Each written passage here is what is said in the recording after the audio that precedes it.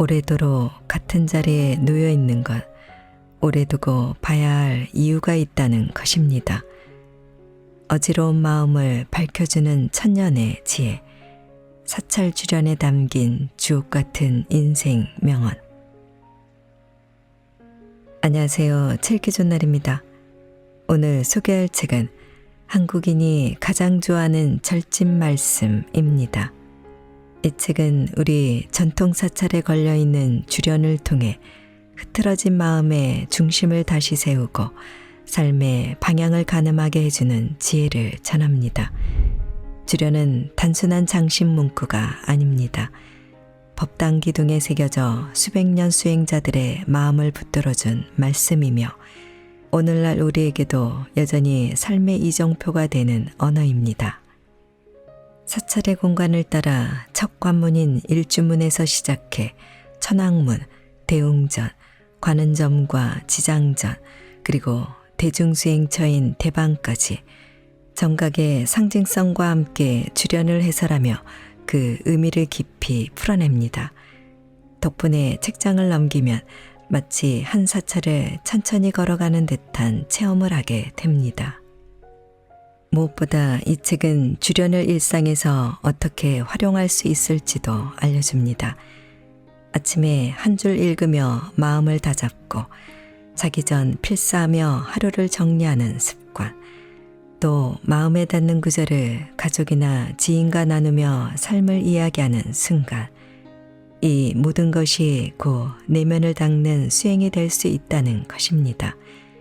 그리고 그 오래된 말씀이 지금 우리의 삶에도 그대로 울림이 되어 다가옵니다.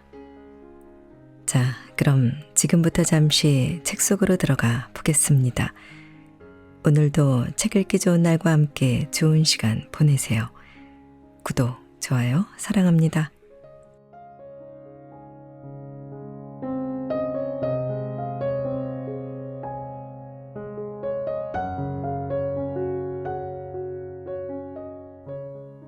이 문에 들어서면 아르마리를 가지지 마라. 이 문 안에 들어서면 아르마리를 가지지 마라.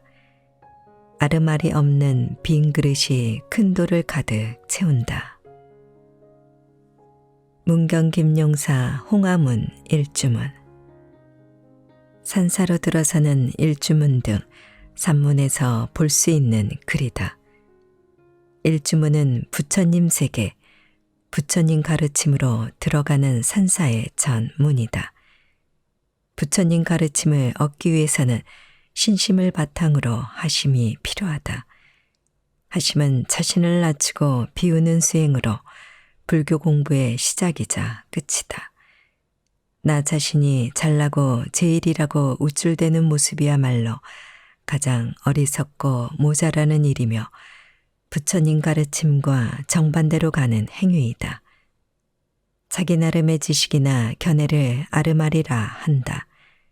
아르마리가 가득 차 있다면 다른 가르침을 받아들이기 쉽지 않다. 부처님 가르침 큰 도를 얻고자 한다면 자신을 비우는 하심이 필요하다. 자신이 잘한다는 생각으로 가득 차 있는데 무엇이 들어오겠는가? 비우고 비워 텅 비게 되면 큰 가르침으로 가득하다. 한편으로는 조심해야 한다. 분별하지 마라, 믿어라 라는 말을 그대로 받아들이고서 생각과 판단을 무조건 내려놓아도 문제다. 엉뚱한 가르침의 세계로 들어가는 경우를 가끔 보기 때문이다. 바른 가르침의 길을 가고자 한다면 더디더라도 살피면서 갈 필요가 있다. 상식을 고집하지도 무조건 내려놓지도 말아야 한다. 참 힘들다. 상식을 너무 고집하면 큰 가르침으로 나아가기 어렵고 상식을 너무 내려놓으면 엉뚱한 길로 들어서니 말이다. 화목하고 규율을 지켜야 한다. 다른 성을 가진 이들이 모여 사니 반드시 화목해야 하고 가사를 입고 삭발하였으니 언제나 규율을 지켜야 한다. 양산통도사 일주문 석주. 방포는 네모진 두루마기라는 뜻으로 스님이 입는 가사를 말하고, 원정은 둥근 머리라는 뜻으로 삭발한 모습을 나타낸다. 즉 방포 원정은 출가하여 스님이 되었다는 뜻이다. 출가하면 승가의 구성원이 되기 때문에 대중생활이 불가피하다. 그런데 다른 성을 가진 사람들이 모였다고 표현하는 만큼 참으로 다양한 대중이 함께한다. 그러므로 원만한 대중생활을 위해 배려와 화합이 무엇보다 중요하다. 이는 승가를 화합대중으로 번역하는 것에서도 잘 나타난다. 그러나 서로 다른 개성과 가치관을 가진 대중이 함께하다 보니 간혹 불협화음이 일어날 수 있다. 따라서 대중생활을 위해서는 최소한의 규율이 필요한데, 여기에는 부처님 당시 제정한 계율부터 각 수행처에서 별도로 정한 규율인 청규가 있다. 그런데 계율, 규율은 대중화합 이상의 역할을 한다. 계를 지킴은 모든 수행의 시작이자 근본이다. 계의 그릇이 온전하고 견고해야 선정의 물이 맑게 고이고, 따라서 지혜의 달이 나타난다. 음란하면서 참선하는 것은 모래를 쪄서 밥을 지으려는 것과 같고, 살생하면서 참선하는 것은 죄기를 막고 소리를 지르는 것과 같으며, 도둑질하면서 참선하는 것은 새는 그릇에 가득 차기를 바라는 것과 같고, 거짓말하면서 참선하는 것은 똥으로 향을 만들려는 것과 같으니, 비록 많은 지혜가 있더라도 다 마에도를 이루리라. 서산대사 성가귀감.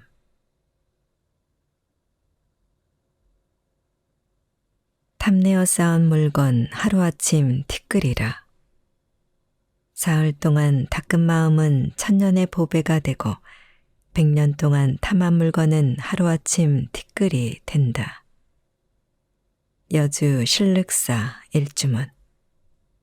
초발심자 경문은 고려보조 스님의 개초심학 입문, 신라 원효 스님의 발심수행장, 고려야온 스님의 자경문을 하나로 편찬한 책이다. 출가자가 초심 때 혹은 초심을 잊지 않고자 할 때 경계하고자 공부하는 책이다. 위 주련은 자경문에서 자기의 재물을 아끼지 말고 남의 물건을 탐내지 말라라는 말 끝에 등장한다. 바로 앞의 구절까지 함께 살펴보면 다음과 같다. 이 몸이 죽으면 아무것도 가져가지 못하고 오직 지은 엄만 나를 따를 뿐이다. 사흘 동안 닦은 마음은 천년의 보배가 되고 100년 동안 탐내어 쌓은 물건은 하루아침 티끌이 된다. 그런데 수행하는 동안 마음 공부의 성과는 눈에 보이지 않는 경우가 많다. 반면 재물을 향한 욕심이든 노력이든 그 성과는 구체적으로 눈에 보인다. 수행 가운데 잠시 초심을 놓치면 보이지 않는 자신의 마음 공부 성과는 아무것도 없다 여기고, 다른 이가 쌓은 재물이나 명예에 눈이 가는 중생의 분별심이 일어나기 쉽다.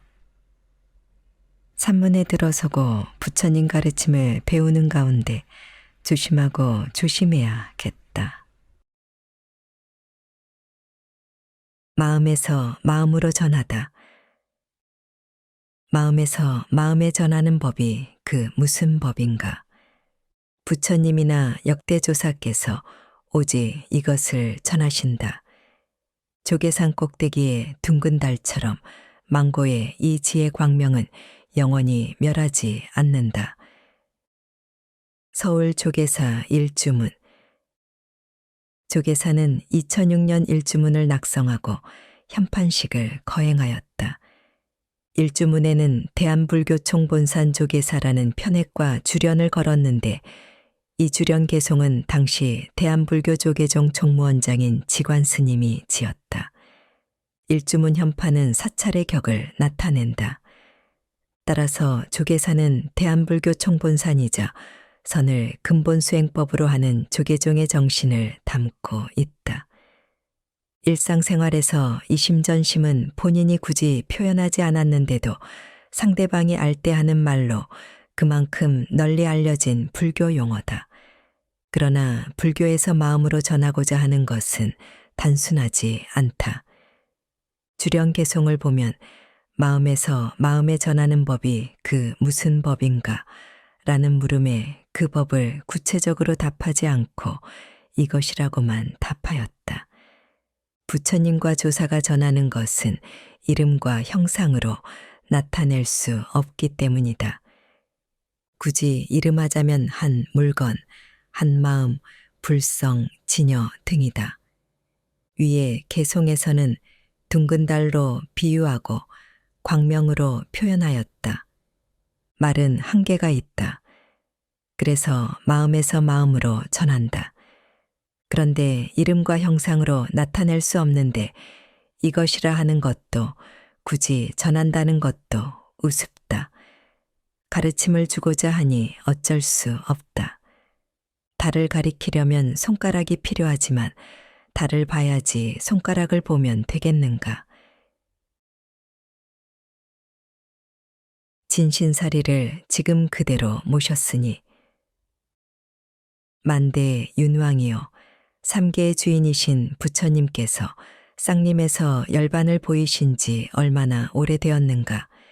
진신사리는 지금까지 남아있어 수많은 중생에게 예배를 쉬지 않게 한다. 영월법흥사 정멸보궁. 정멸보궁은 부처님 사리를 모신 법당이다. 부처님 진신사리를 모셨으므로 전보다는 격을 높여 보궁이라 한다. 정멸은 번뇌가 사라져 고요한 상태로 열반을 말한다. 보통 열반을 죽음으로 이해하는데 죽음 자체는 아니다. 인도말 너바나의 음역으로 불어서 끄다 라는 뜻이다. 불을 불어서 끄듯 모든 번뇌를 끊어 마음이 고요한 상태다. 부처님은 고요한 자리에 항상 있으면서 마음을 일으켜 45년간 가르침을 베풀었다. 그리고 두 그루 사라나무가 있는 숲에서 모든 마음을 쉬고 고요한 상태로 들어갔다. 이를 열반에 들다, 입적하다 라고 한다.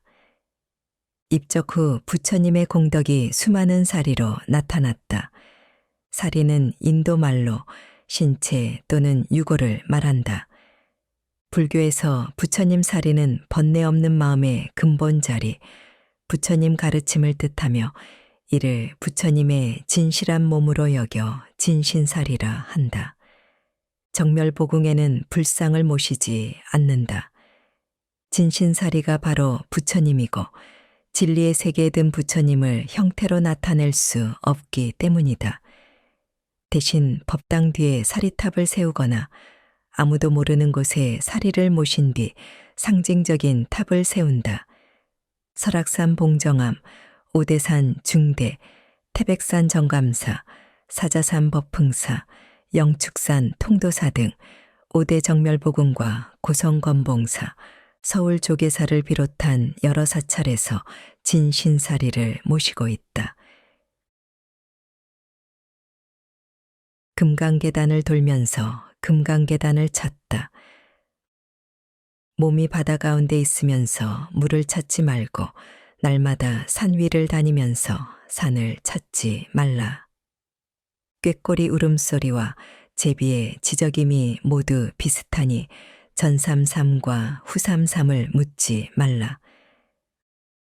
하동상계사 금강계단. 송나라 야보도천 스님이 금강경, 열이실견분에 대해 쓴 개송이다. 소중한 것은 우리 곁에, 우리 안에 있다. 내 마음이 부처님 마음이며 지금 이 자리가 불국정토이다. 그런데 아둔한 중생은 밖으로만 찾아다니고 있다. 마치 바다 가운데서 물을 찾고 산에 있으면서 산을 찾는 것과 같다. 사라져가는 선풍을 다시 일으켰던 구한말의 경어선사는 다음과 같이 노래하였다. 세속과 청산 어느 것이 옳은가. 봄이 오니 성마다 꽃 피지 않은 곳이 없다네. 삼라만상 행주자와 어느 것 하나 부처님 도량 아님이 없다. 그런데 세속을 떠나 청산을 동경하고 안으로 찾기보다는 밖으로 구하니 어리석음의 눈먼 중생의 모습이라. 말을 하면 말에 빠지고 행동을 보이면 행동에 빠진다. 자비심으로 전삼삼 후삼삼 등 격에 구인 선문답을 던진다. 이 또한 밖에서 찾을까 염려하여 묻지 말라고 한다. 에피소드 하나. 어느 날 통도사 금강계단을 돌며 참배할 때였다. 금강계단을 돌던 어느 분들이 물었다. 금강계단이 어디에 있어요? 그분들은 금강계단을 금으로 된 계단, 층계로 알고 있었다. 물에 비친 달을 잡으려 해도 달이 은하수를 오가면서 달아 둥글게 되어 흰 얼굴에서 빛을 놓아 대천세계를 비춘다. 팔을 연이어 원숭이들이 물에 비친 달을 헛되이 잡으려 해도 보름달은 본래 하늘에서 떨어지지 않았다. 양산 통도사 대웅전. 송나라 문인 소동파의 여동생 소소매의 시다. 성문의범, 대예참례, 관음의 문례 등에서 1100억 화신, 석가모니 부처님을 찬탄하는 개송이다. 의식집에서는 화신영이라 한다. 달이 은하수를 오가면서 달아 둥글게 되어는 부처님이 오랜 시간 수행하여 깨달음을 얻었음을 비유하였다. 흰 얼굴에서 빛을 놓아 대천세계를 비춘다는 부처님 상호에서 광명이 빛나고 부처님의 지혜와 자비, 광명으로 온 세상을 비춤을 비유하였다. 물에 비친 달은 1100억 화신을 비유하고 하늘에 있는 보름달은 청정법신을 비유한다. 원숭이와 물에 비친 달은 마승기율 등에서 석가모니 부처님이 한 말씀이다. 과거의 세상에 바라네라는 성이 있었는데 나라의 이름이 가시였다. 어느 500마리의 원숭이가 한적한 숲속에서 놀다가 니구율 나무에 이르렀다. 그 나무 밑에 우물이 있었고 우물 가운데 달이 비쳤다. 그때 우두머리 원숭이가 그 달그림자를 보고 동료들에게 말하였다. 달이 오늘 줄어서 우물 가운데 떨어져 있다. 마땅히 함께 끌어내어 세간에서 긴 밤의 어두움이 사라지게 해야겠다. 원숭이 무리가 서로 의논하여 말하였다. 어떻게 해서 달을 끌어낼 것인가? 그때 우두머리 원숭이가 말하였다. 내가 달을 끌어내는 방법을 알고 있다. 내가 나뭇가지를 잡고 너희들은 내 꼬리를 잡아 펼쳐서 서로 연결하면 달을 끌어낼 수 있다. 그때 원숭이들이 우두머리의 말대로 꼬리를 펼쳐 서로 붙잡았는데 물에 이르지 못하였다. 연결한 원숭이는 무겁고 나뭇가지는 약했다. 나뭇가지가 꺾이면서 연결되어 있던 원숭이들이 우물에 떨어졌다. 여기서 우두머리 원숭이는 부처님을 죽이려 했던 데바다타의 전생이고 원숭이 무리는 부처님 당시 그릇된 행을 일삼은 여섯 무리 비구의 전생이다. 다른 이야기도 전해진다. 이 원숭이들이 우물에 비친 달을 부처님에게 공양하고자 그렇게 죽었다는 것이다.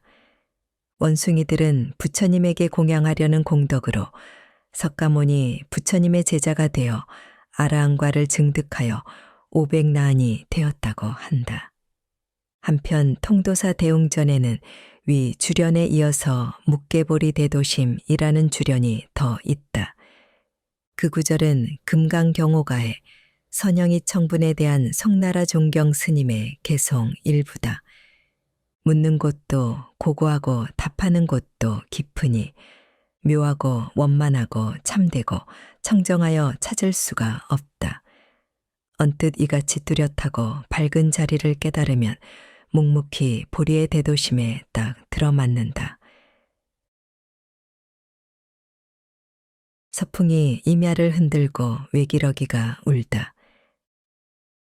산당의 고요한 밤에 말없이 앉았으니 고요하고 고요하여 본래 자연 그대로다.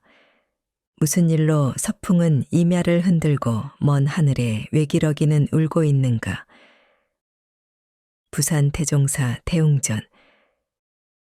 새벽에 법당종을 치면서 읊는 장엄연불 가운데 일부다. 금강경 장엄정토분에 대한 야보 스님의 풀이다. 경전 말씀은 집착 없이 선입견 없이 마음을 내라 라는 뜻이다. 우리는 선입견으로 집착하며 세상을 본다. 선입견으로 집착하는 분별망상을 내려놓으면 고요하고 고요하다. 그리고 고요하지만 않고 세상 그대로 드러난다. 산은 산이고 물은 물이다. 노승이 30년 전 참선하기 전에는 산을 보면 산이었고 물을 보면 물이었다. 그 뒤 훌륭한 선지식을 만나게 되어 선정에 들어가 보니 산을 보아도 산이 아니었고 물을 보아도 물이 아니었다. 그러나 이제 진실로 깨달음을 얻고 나니 예전과 다름없이 산을 보면 단지 산이고 물을 보면 단지 물이다. 산을 보면 단지 산이고 라는 말이 산은 산이요 물은 물이다 라는 성철 스님 법어의 원조격이다.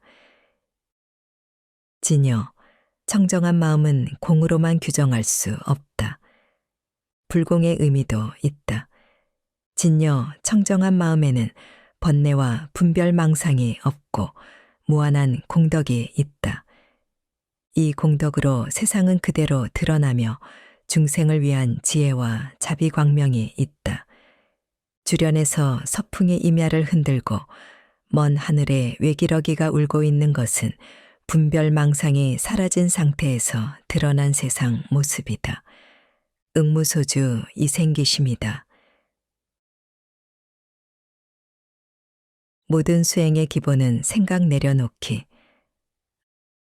아미타 부처님께서 어느 곳에 계시는가? 마음에 깊이 새기고 절대 잊지 말라. 생각이 닿아여서 생각이 없는 곳에 이르면 여섯문에서 항상 자금색 광명이 빛나리라. 양양영험사 극락보전. 새벽에 법당종을 치면서 읊는 장엄연불 가운데 일부다. 고려말 나홍 스님이 누이에게 답한 개송이다. 스님의 누이가 스님이 거처하는 절에 왔다. 누이는 스님의 누이라는 이유로 빈둥빈둥 지내기만 하였다. 어느 날 스님이 누이에게 말하였다. 누이는 왜 기도하지 않고 그렇게 저렇게 지내십니까? 누이는 대답하였다. 아니, 내 동생이 스님인데 잘 알아서 나를 위해 기도해 주지 않겠습니까? 스님은 아무 말도 없이 자리를 피해 버렸다. 공양 시간이 되었는데도 스님은 누이를 부르지 않았다. 공양 시간이 지나고 누이가 스님에게 왜 공양을 주지 않느냐 하자 스님은 말하였다. 제가 먹은 것이 누이가 먹은 것과 다름없지 않습니까? 제대로 한 방 먹은 누이가 어떻게 수행하는가 묻자 나홍 스님은 위 개송을 지어 답하였다. 모든 수행의 기본은 생각 내려놓기다. 앞에 펼쳐진 세상은 아니비설신의 육근을 통해 분별한 모습일 뿐인데 실제라고 집착한다. 그것은 내가 본 세상이지 세상 자체는 아니다. 태양은 지구를 돌지 않고 개는 멍멍 짖지 않는다. 그렇게 보거나 들을 뿐이다. 그러나 자기 생각에 빠져 참모습을 알 수가 없다. 사마타는 생각을 멈추는 수행, 위파사나는 특정 대상에 집중하여 잡생각을 내려놓는 수행이다. 수행하여 생각 없는 곳에 도달하면 육근에는 지혜 광명이 항상 빛난다. 관세음보살은 바로 곁에 있다. 한떨기 붉은 연꽃은 바다 가운데 떠 있는데 푸른 물결 깊은 곳에 신통으로 나타나셨다. 어젯밤 보타산에 있었던 관자재 보살께서 오늘 아침 도량 안에 강림하셨다. 여수 향이람 관음전. 중국 당송 8대가 중 한 사람인 소동파의 여동생 소소매가 지은 개송으로 전해진다. 관음전에서 예경을 드릴 때 읊는다. 관세음보살은 보타산과 극락세계에 있으면서 이 땅에도 나툰다. 중생의 현생은 물론 내생까지 함께한다. 관세음보살 하고 부르는 순간 관세음보살은 바로 여기에 함께 한다. 어젯밤 보타산에 있었던 관세음보살이 오늘 무슨 이유로 내가 있는 이 자리에 모습을 드러냈을까? 나의 간절한 바람과 노력에 힘입어 응원해 주려고 왔을까? 아니면 잘못 행동하고 있는 나를 경책하려고 왔을까? 관세음보살은 중생의 사연과 업에 따라 다양한 모습으로 중생을 구제하고자 온다. 그런데 그러한 모습이 관세음보살인 줄 알 수 있는 능력이 내게 있을까? 관세음보살은 나와 함께 하는데 내가 알아볼 수 있는 안목이 없어서 순간마다 관세음보살을 놓치거나 심지어 무시하며 사는 것은 아닐까? 양치질을 정성스럽게 하며 다짐한다. 내 눈앞에 계실지 모르는 보살님을 못 알아보고 욕하고 부정적으로 얘기하는 등의 어리석은 말을 하지 않겠습니다. 세수하면서 다짐한다. 내 눈앞에 계실지 모르는 보살님을 못 알아보고 나의 어리석은 눈으로 비교하고 나의 잣대로 좋아하고 싫어하는 어리석은 행동을 하지 않겠습니다. 관세음보살이 이 도량의 강림함을 자각하며 사는 사람이 얼마나 있을까? 나의 주위 사람이 바로 관세음보살인데 말이다. 성안내는 얼굴이 참다운 공양구요. 얼굴에 성냄 없음이 공양구고 입안에 성냄 없음이 묘한 향이다. 마음에 티끌 없음이 진실한 마음이고 물들지도 더럽지도 않음이 한결같은 참된 성품이다. 해남 미황사 향적당. 무착선사가 문수보살을 알아보지 못하고 균제동자와 절이 사라지는 순간 공중에서 흘러나온 개송이다. 문수보살 개송 또는 균제동자 개송이라 한다. 누군가 번역한 다음 의역이 좋다. 성안내는 그 얼굴이 참다운 공양구요. 부드러운 말 한마디 미묘한 향이로다. 깨끗해 티 없이 진실한 마음이 언제나 한결같은 부처님 마음일세. 무착선사는 문수보살을 보고도 알아보지 못해 안타까웠다. 이를 계기로 선사는 더욱 정진하여 마침내 깨달았다. 그리고 스님들의 공부를 돕기 위해 공양주 소임을 맡았다. 어느 해 겨울 선사는 동지가 되어 팥죽을 쓰고 있었다. 그때 김이 무럭무럭 나는 팥죽 속에서 문수보살이 나타났다. 무착선사 그동안 잘 있었소. 그 순간 선사는 주걱으로 인정사정 없이 문수보살의 뺨을 때렸다. 문수보살은 깜짝 놀라며 말하였다. 무착선사, 자네가 그렇게나 보고 싶어 하던 문수보살이라네. 문수는 문수고 무착은 무착이다. 문수가 아니라 석가나 미륵이 와도 내 주걱 맛을 보리라. 문수보살은 이렇게 말하고는 사라졌다. 내가 오랜 세월 수행해 왔어도 오늘 처음으로 괄시를 받아보는구나. 쓴 오이는 뿌리까지 쓰고 단참에는 꼭지까지 달더라. 구름과 학을 타고 중생을 제도하다.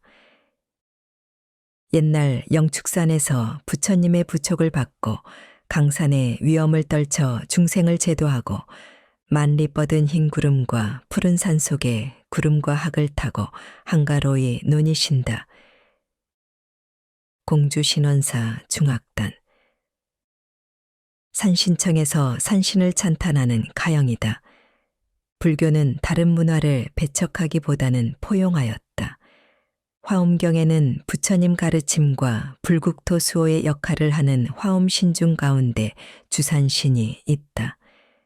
그러므로 토속신앙의 산신은 마찰 없이 사찰을 수호하는 신중으로 들어왔다. 우리나라는 국토 대부분 산이기에 예로부터 산신에 대한 믿음이 강하였다.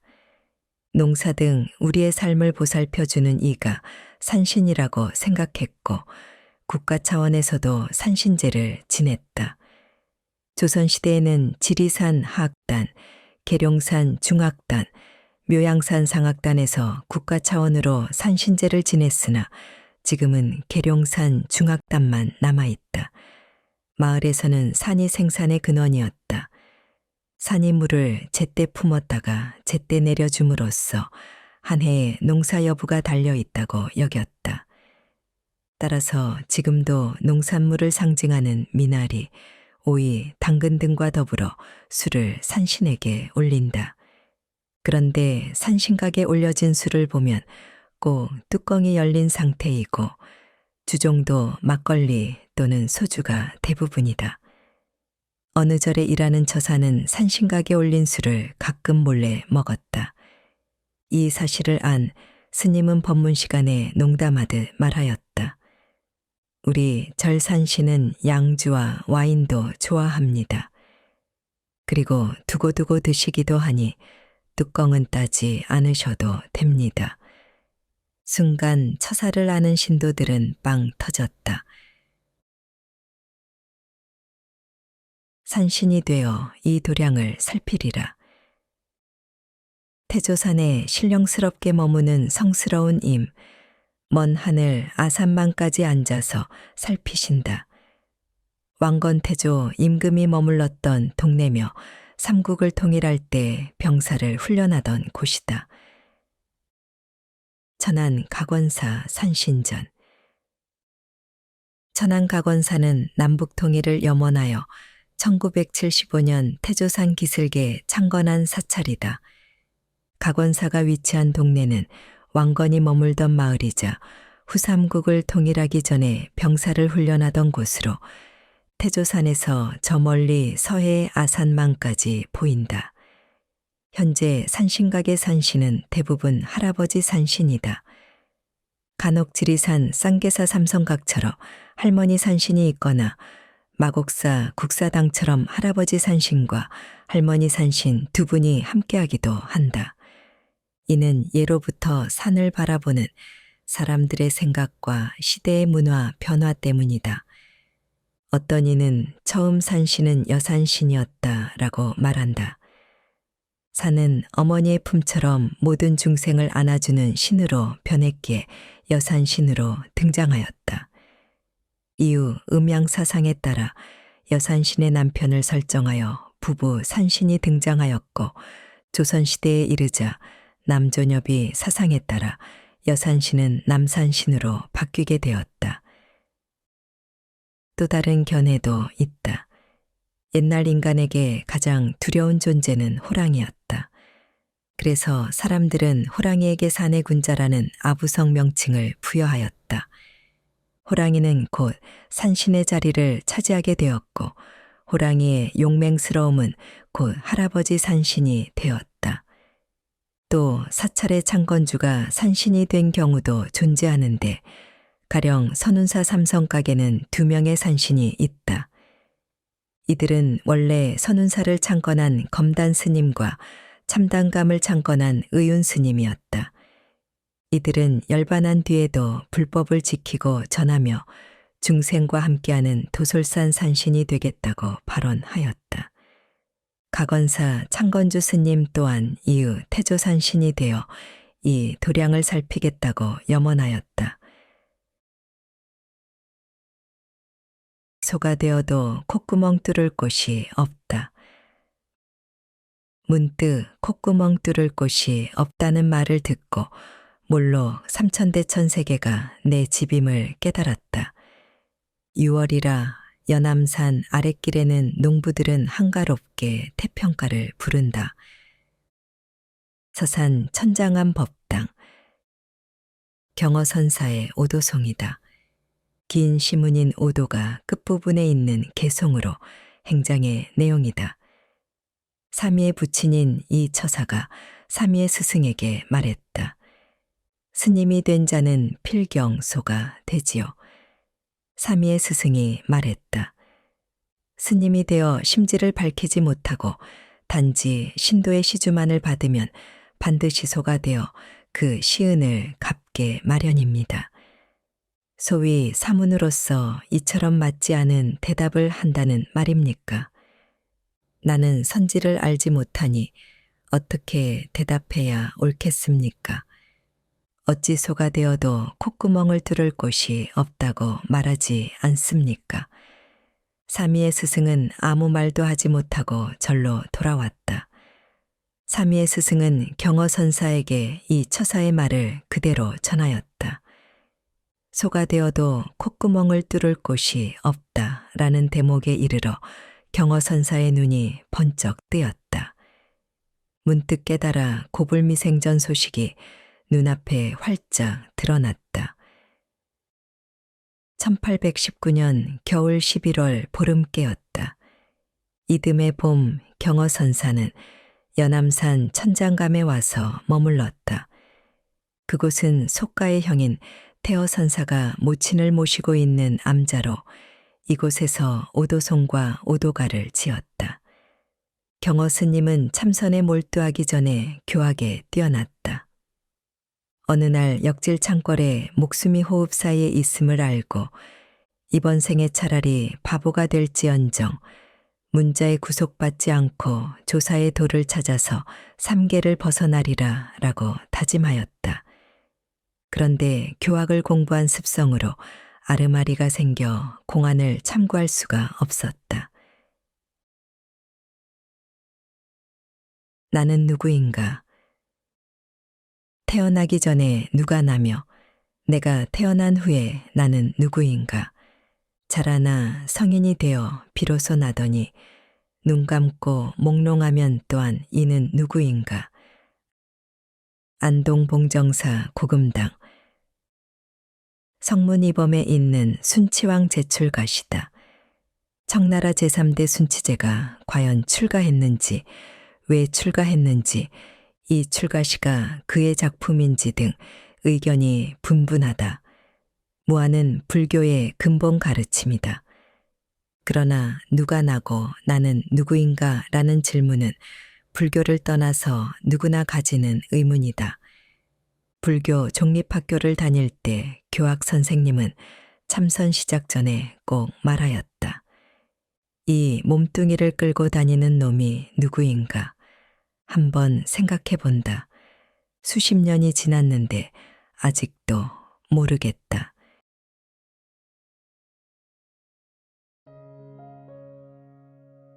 지금부터 한 번 더 읽어드리겠습니다.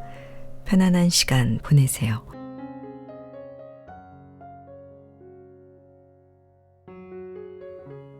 이 문에 들어서면 아르마리를 가지지 마라. 이 문 안에 들어서면 아르마리를 가지지 마라. 아르마리 없는 빈 그릇이 큰 돌을 가득 채운다. 문경 김용사 홍화문 일주문 산사로 들어서는 일주문 등 산문에서 볼 수 있는 글이다. 일주문은 부처님 세계, 부처님 가르침으로 들어가는 산사의 전문이다. 부처님 가르침을 얻기 위해서는 신심을 바탕으로 하심이 필요하다. 하심은 자신을 낮추고 비우는 수행으로 불교 공부의 시작이자 끝이다. 나 자신이 잘나고 제일이라고 우쭐대는 모습이야말로 가장 어리석고 모자라는 일이며 부처님 가르침과 정반대로 가는 행위이다. 자기 나름의 지식이나 견해를 아르마리라 한다. 아르마리가 가득 차 있다면 다른 가르침을 받아들이기 쉽지 않다. 부처님 가르침 큰 도를 얻고자 한다면 자신을 비우는 하심이 필요하다. 자신이 잘한다는 생각으로 가득 차 있는데 무엇이 들어오겠는가? 비우고 비워 텅 비게 되면 큰 가르침으로 가득하다. 한편으로는 조심해야 한다. 분별하지 마라, 믿어라 라는 말을 그대로 받아들이고서 생각과 판단을 무조건 내려놓아도 문제다. 엉뚱한 가르침의 세계로 들어가는 경우를 가끔 보기 때문이다. 바른 가르침의 길을 가고자 한다면 더디더라도 살피면서 갈 필요가 있다. 상식을 고집하지도 무조건 내려놓지도 말아야 한다. 참 힘들다. 상식을 너무 고집하면 큰 가르침으로 나아가기 어렵고 상식을 너무 내려놓으면 엉뚱한 길로 들어서니 말이다. 화목하고 규율을 지켜야 한다. 다른 성을 가진 이들이 모여 사니 반드시 화목해야 하고 가사를 입고 삭발하였으니 언제나 규율을 지켜야 한다.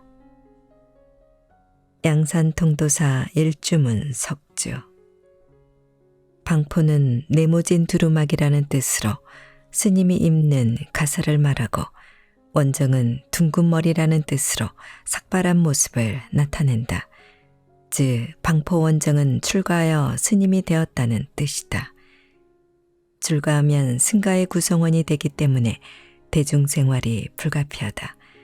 그런데 다른 성을 가진 사람들이 모였다고 표현하는 만큼 참으로 다양한 대중이 함께한다. 그러므로 원만한 대중생활을 위해 배려와 화합이 무엇보다 중요하다. 이는 승가를 화합대중으로 번역하는 것에서도 잘 나타난다.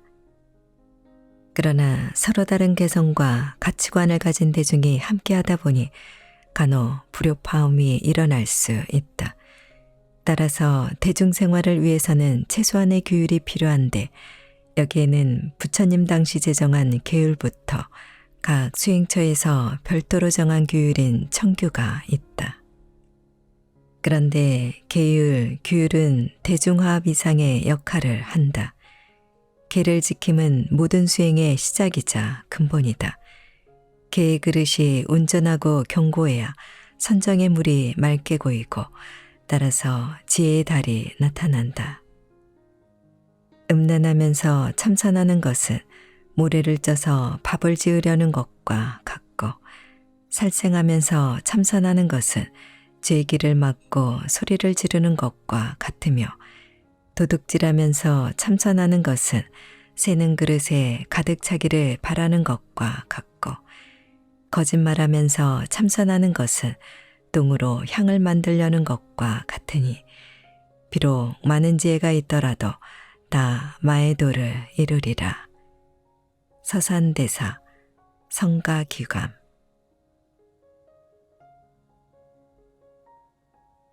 탐내어 쌓은 물건 하루아침 티끌이라.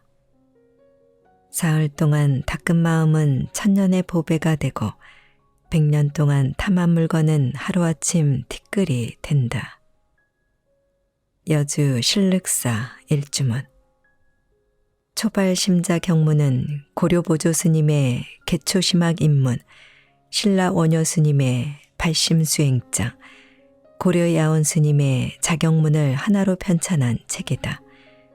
출가자가 초심 때 혹은 초심을 잊지 않고자 할 때 경계하고자 공부하는 책이다. 위 주련은 자경문에서 자기의 재물을 아끼지 말고 남의 물건을 탐내지 말라라는 말 끝에 등장한다. 바로 앞의 구절까지 함께 살펴보면 다음과 같다. 이 몸이 죽으면 아무것도 가져가지 못하고 오직 지은 엄만 나를 따를 뿐이다. 사흘 동안 닦은 마음은 천년의 보배가 되고 100년 동안 탐내어 쌓은 물건은 하루아침 티끌이 된다. 그런데 수행하는 동안 마음 공부의 성과는 눈에 보이지 않는 경우가 많다. 반면 재물을 향한 욕심이든 노력이든 그 성과는 구체적으로 눈에 보인다. 수행 가운데 잠시 초심을 놓치면 보이지 않는 자신의 마음 공부 성과는 아무것도 없다 여기고 다른 이가 쌓은 재물이나 명예에 눈이 가는 중생의 분별심이 일어나기 쉽다. 산문에 들어서고 부처님 가르침을 배우는 가운데 조심하고 조심해야겠다. 마음에서 마음으로 전하다. 마음에서 마음에 전하는 법이 그 무슨 법인가? 부처님이나 역대조사께서 오직 이것을 전하신다.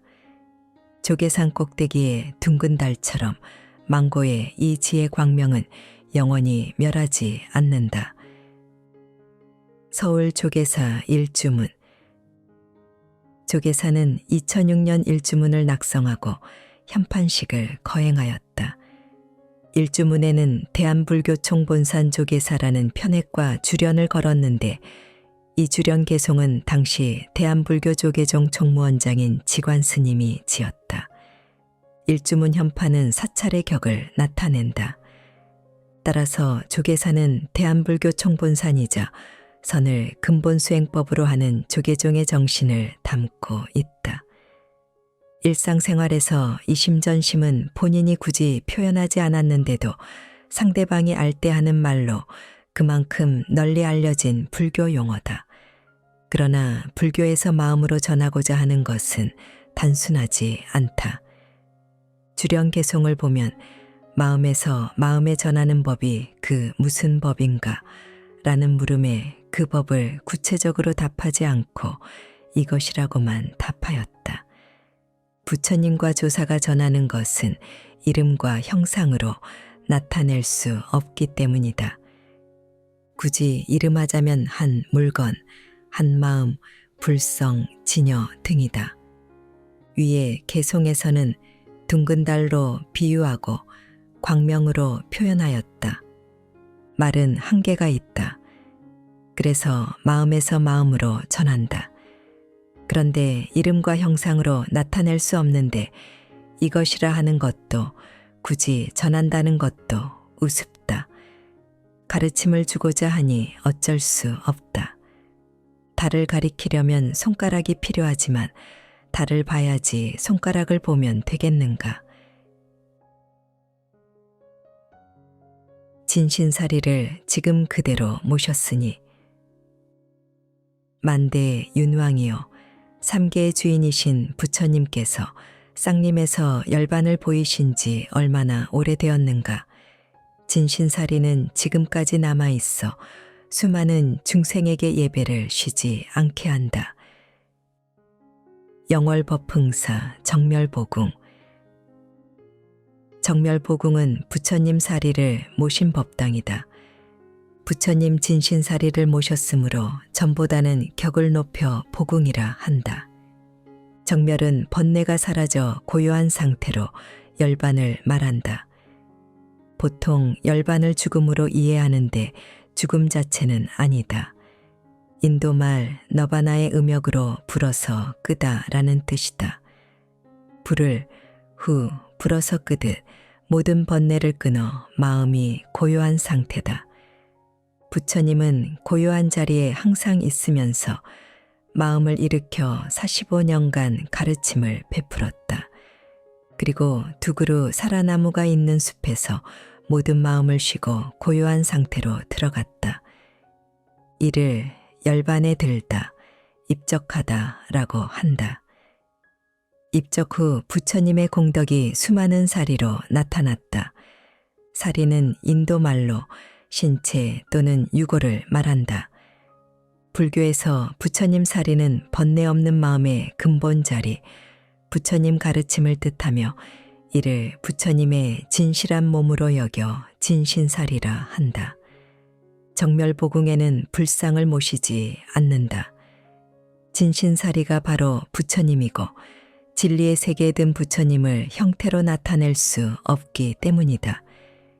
대신 법당 뒤에 사리탑을 세우거나 아무도 모르는 곳에 사리를 모신 뒤 상징적인 탑을 세운다. 설악산 봉정암, 오대산 중대, 태백산 정감사, 사자산 법흥사, 영축산 통도사 등 5대 정멸보궁과 고성건봉사, 서울 조계사를 비롯한 여러 사찰에서 진신사리를 모시고 있다. 금강계단을 돌면서 금강계단을 찾다. 몸이 바다 가운데 있으면서 물을 찾지 말고 날마다 산 위를 다니면서 산을 찾지 말라.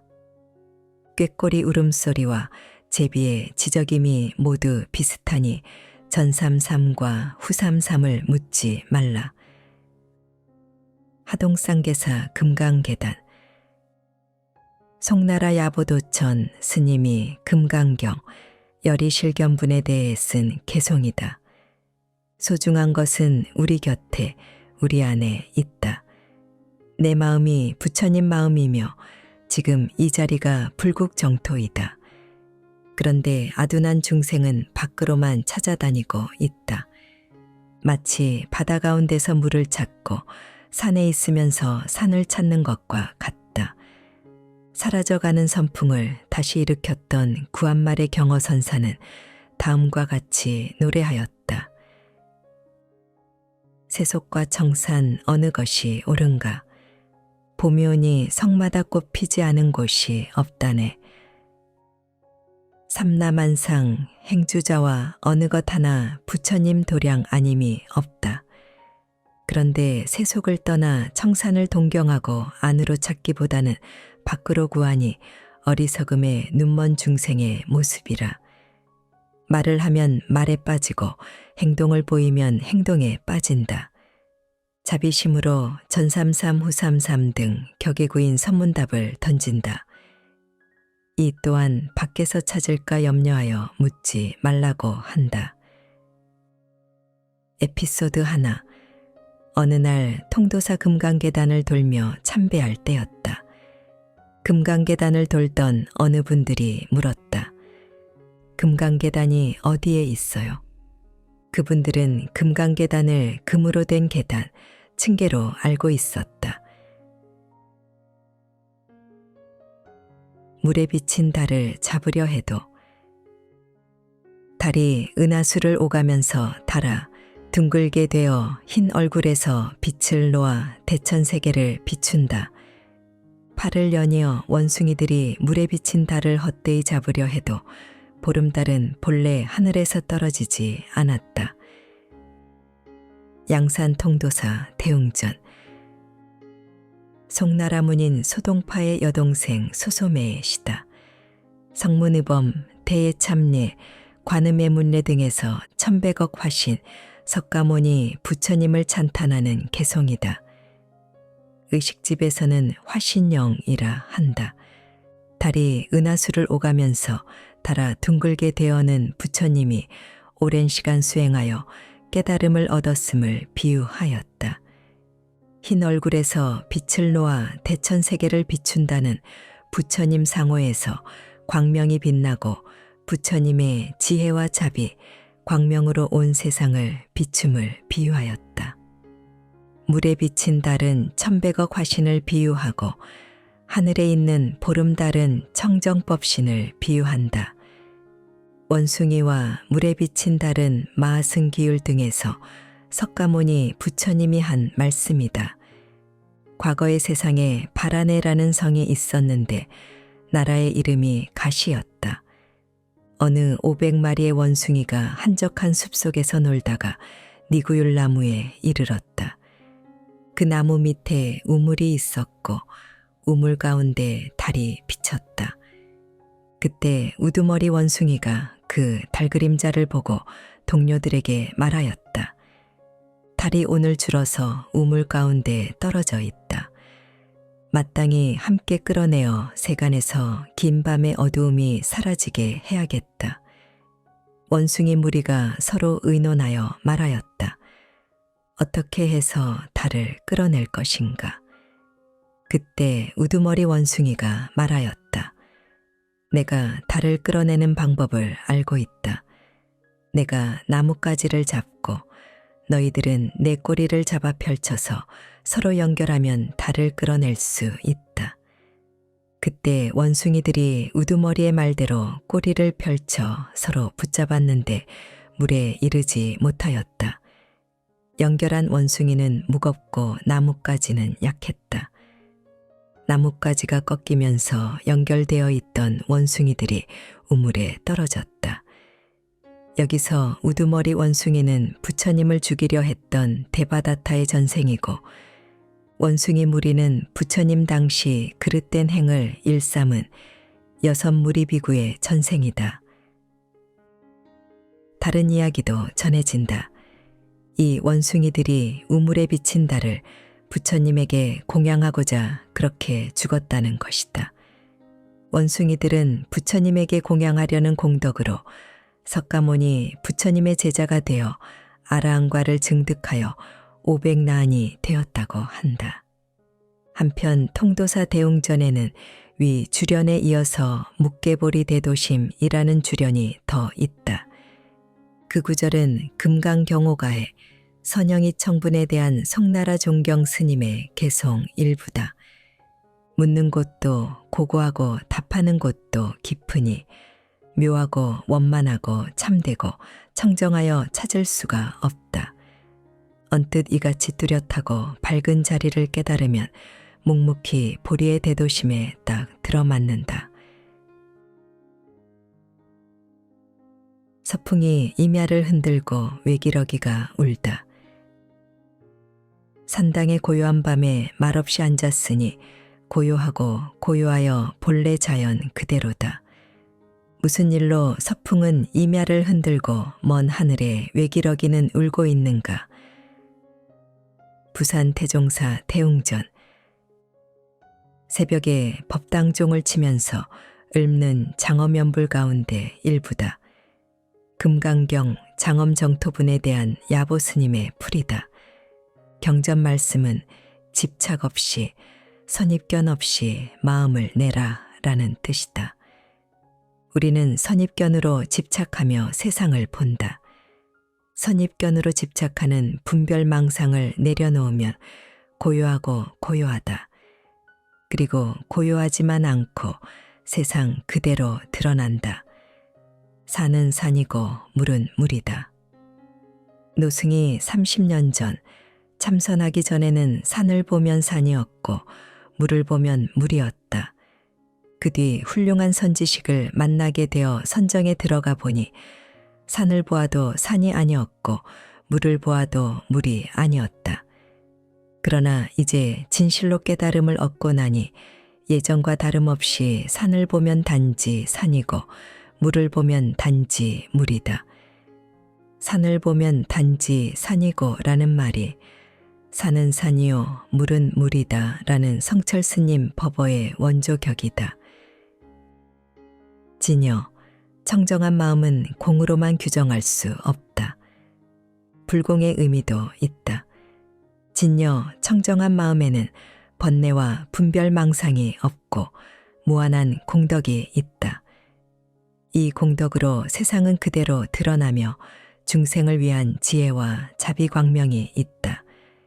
주련에서 서풍이 임야를 흔들고 먼 하늘에 외기러기가 울고 있는 것은 분별망상이 사라진 상태에서 드러난 세상 모습이다. 응무소주 이생기심이다. 모든 수행의 기본은 생각 내려놓기. 아미타 부처님께서 어느 곳에 계시는가? 마음에 깊이 새기고 절대 잊지 말라. 생각이 닿아여서 생각이 없는 곳에 이르면 여섯 문에서 항상 자금색 광명이 빛나리라. 양양영험사 극락보전. 새벽에 법당종을 치면서 읊는 장엄연불 가운데 일부다. 고려말 나홍 스님이 누이에게 답한 개송이다. 스님의 누이가 스님이 거처하는 절에 왔다. 누이는 스님의 누이라는 이유로 빈둥빈둥 지내기만 하였다. 어느 날 스님이 누이에게 말하였다. 누이는 왜 기도하지 않고 그렇게 저렇게 지내십니까? 누이는 대답하였다. 아니, 내 동생이 스님인데 잘 알아서 나를 위해 기도해 주지 않겠습니까? 스님은 아무 말도 없이 자리를 피해 버렸다. 공양 시간이 되었는데도 스님은 누이를 부르지 않았다. 공양 시간이 지나고 누이가 스님에게 왜 공양을 주지 않느냐 하자 스님은 말하였다. 제가 먹은 것이 누이가 먹은 것과 다름없지 않습니까? 제대로 한 방 먹은 누이가 어떻게 수행하는가 묻자 나홍 스님은 위 개송을 지어 답하였다. 모든 수행의 기본은 생각 내려놓기다. 앞에 펼쳐진 세상은 안이비설신의 육근을 통해 분별한 모습일 뿐인데 실제라고 집착한다. 그것은 내가 본 세상이지 세상 자체는 아니다. 태양은 지구를 돌지 않고 개는 멍멍 짖지 않는다. 그렇게 보거나 들을 뿐이다. 그러나 자기 생각에 빠져 참모습을 알 수가 없다. 사마타는 생각을 멈추는 수행, 위파사나는 특정 대상에 집중하여 잡생각을 내려놓는 수행이다. 수행하여 생각 없는 곳에 도달하면 육근에는 지혜 광명이 항상 빛난다. 관세음보살은 바로 곁에 있다. 한떨기 붉은 연꽃은 바다 가운데 떠 있는데 푸른 물결 깊은 곳에 신통으로 나타나셨다. 어젯밤 보타산에 있었던 관자재 보살께서 오늘 아침 도량 안에 강림하셨다. 여수 향이람 관음전. 중국 당송 8대가 중 한 사람인 소동파의 여동생 소소매가 지은 개송으로 전해진다. 관음전에서 예경을 드릴 때 읊는다. 관세음보살은 보타산과 극락세계에 있으면서 이 땅에도 나툰다. 중생의 현생은 물론 내생까지 함께한다. 관세음보살 하고 부르는 순간 관세음보살은 바로 여기에 함께 한다. 어젯밤 보타산에 있었던 관세음보살이 오늘 무슨 이유로 내가 있는 이 자리에 모습을 드러냈을까? 나의 간절한 바람과 노력에 힘입어 응원해 주려고 왔을까? 아니면 잘못 행동하고 있는 나를 경책하려고 왔을까? 관세음보살은 중생의 사연과 업에 따라 다양한 모습으로 중생을 구제하고자 온다. 그런데 그러한 모습이 관세음보살인 줄 알 수 있는 능력이 내게 있을까? 관세음보살은 나와 함께 하는데 내가 알아볼 수 있는 안목이 없어서 순간마다 관세음보살을 놓치거나 심지어 무시하며 사는 것은 아닐까? 양치질을 정성스럽게 하며 다짐한다. 내 눈앞에 계실지 모르는 보살님을 못 알아보고 욕하고 부정적으로 얘기하는 등의 어리석은 말을 하지 않겠습니다. 세수하면서 다짐한다. 내 눈앞에 계실지 모르는 보살님을 못 알아보고 나의 어리석은 눈으로 비교하고 나의 잣대로 좋아하고 싫어하는 어리석은 행동을 하지 않겠습니다. 관세음보살이 이 도량의 강림함을 자각하며 사는 사람이 얼마나 있을까? 나의 주위 사람이 바로 관세음보살인데 말이다. 성안 내는 얼굴이 참다운 공양구요. 얼굴에 성냄 없음이 공양구고 입안에 성냄 없음이 묘한 향이다. 마음에 티끌 없음이 진실한 마음이고 물들지도 더럽지도 않음이 한결같은 참된 성품이다. 해남 미황사 향적당. 무착선사가 문수보살을 알아보지 못하고 균제동자와 절이 사라지는 순간 공중에서 흘러나온 개송이다. 문수보살 개송 또는 균제동자 개송이라 한다. 누군가 번역한 다음 의역이 좋다. 성 안내는 그 얼굴이 참다운 공양구요. 부드러운 말 한마디 미묘한 향이로다. 깨끗해 티 없이 진실한 마음이 언제나 한결같은 부처님 마음 일세. 무착선사는 문수보살을 보고도 알아보지 못해 안타까웠다. 이를 계기로 선사는 더욱 정진하여 마침내 깨달았다. 그리고 스님들의 공부를 돕기 위해 공양주 소임을 맡았다. 어느 해 겨울 선사는 동지가 되어 팥죽을 쓰고 있었다. 그때 김이 무럭무럭 나는 팥죽 속에서 문수보살이 나타났다. 무착선사 그동안 잘 있었소. 그 순간 선사는 주걱으로 인정사정 없이 문수보살의 뺨을 때렸다. 문수보살은 깜짝 놀라며 말하였다. 무착선사, 자네가 그렇게나 보고 싶어 하던 문수보살이라네. 문수는 문수고 무착은 무착이다. 문수가 아니라 석가나 미륵이 와도 내 주걱 맛을 보리라. 문수보살은 이렇게 말하고는 사라졌다. 내가 오랜 세월 수행해 왔어도 오늘 처음으로 괄시를 받아보는구나. 쓴 오이는 뿌리까지 쓰고 단참에는 꼭지까지 달더라. 구름과 학을 타고 중생을 제도하다. 옛날 영축산에서 부처님의 부촉을 받고 강산의 위엄을 떨쳐 중생을 제도하고 만리 뻗은 흰 구름과 푸른 산 속에 구름과 학을 타고 한가로이 눈이 쉰다. 공주신원사 중학단. 산신청에서 산신을 찬탄하는 가영이다. 불교는 다른 문화를 배척하기보다는 포용하였다. 화엄경에는 부처님 가르침과 불국토 수호의 역할을 하는 화엄신중 가운데 주산신이 있다. 그러므로 토속신앙의 산신은 마찰 없이 사찰을 수호하는 신중으로 들어왔다. 우리나라는 국토 대부분 산이기에 예로부터 산신에 대한 믿음이 강하였다.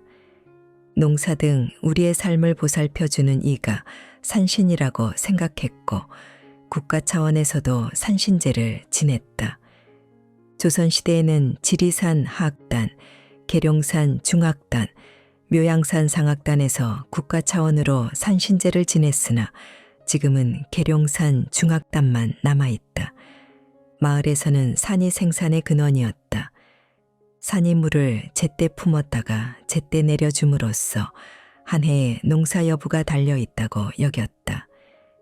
따라서 지금도 농산물을 상징하는 미나리, 오이, 당근 등과 더불어 술을 산신에게 올린다.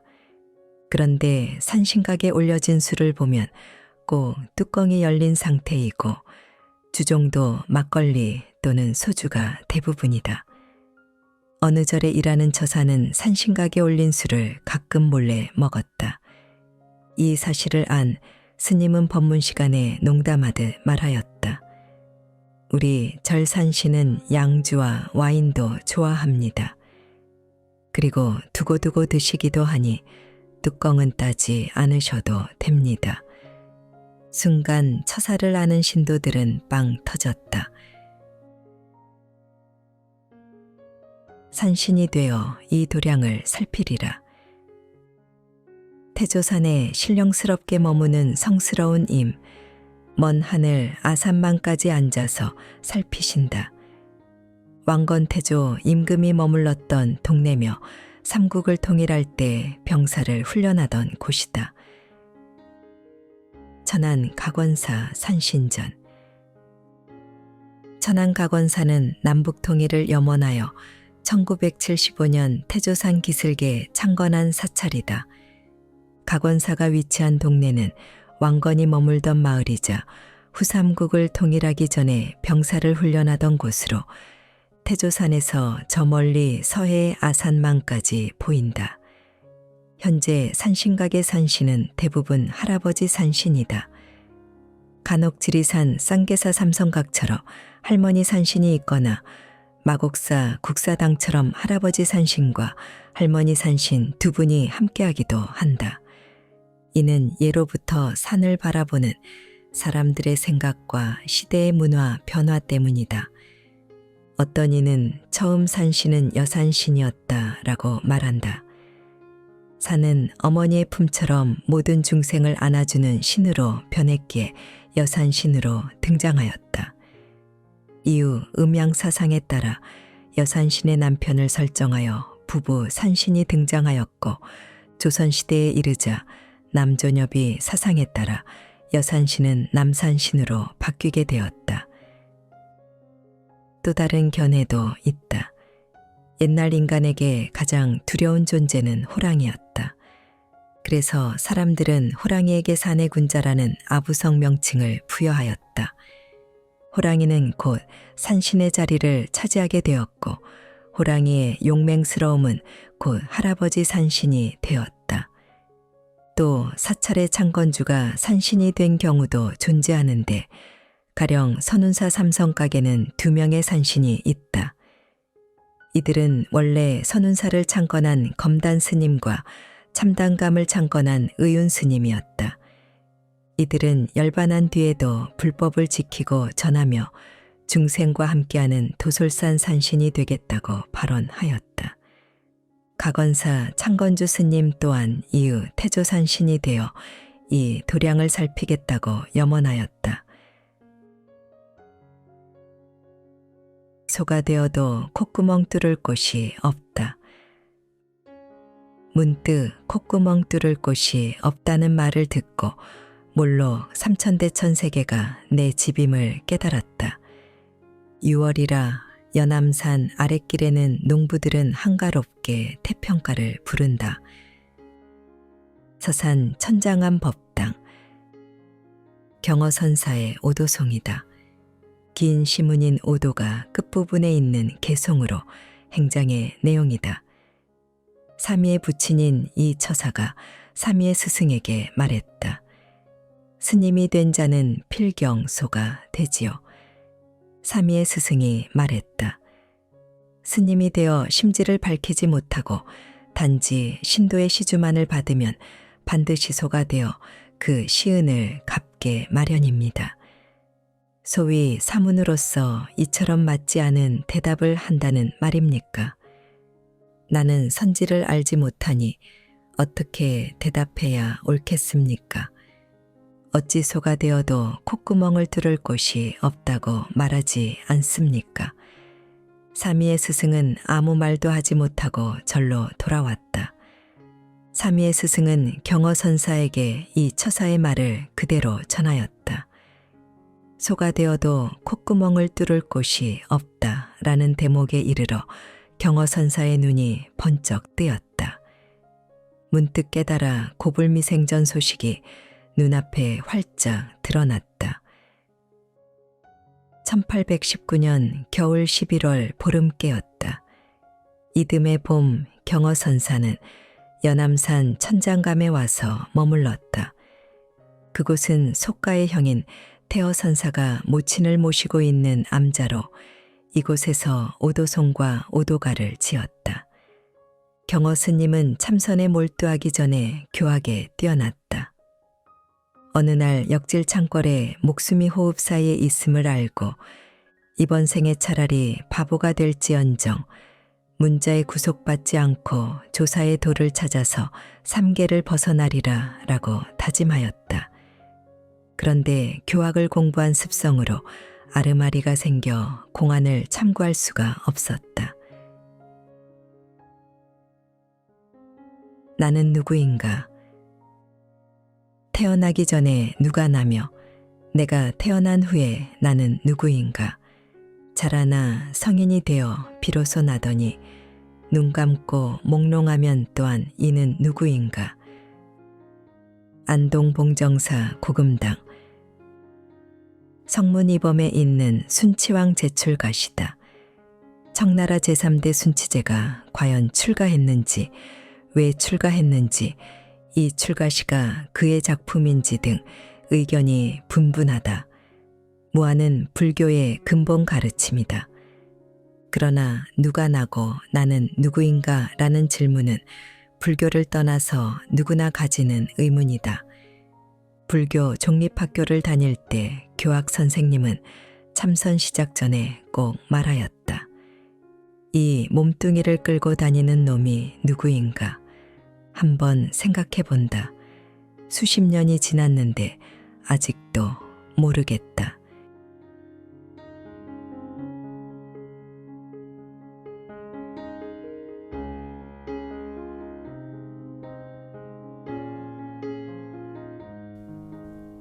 책 읽기 좋은 날 오늘은 여기까지입니다. 안전하고 포근한 시간 보내세요. 사랑합니다.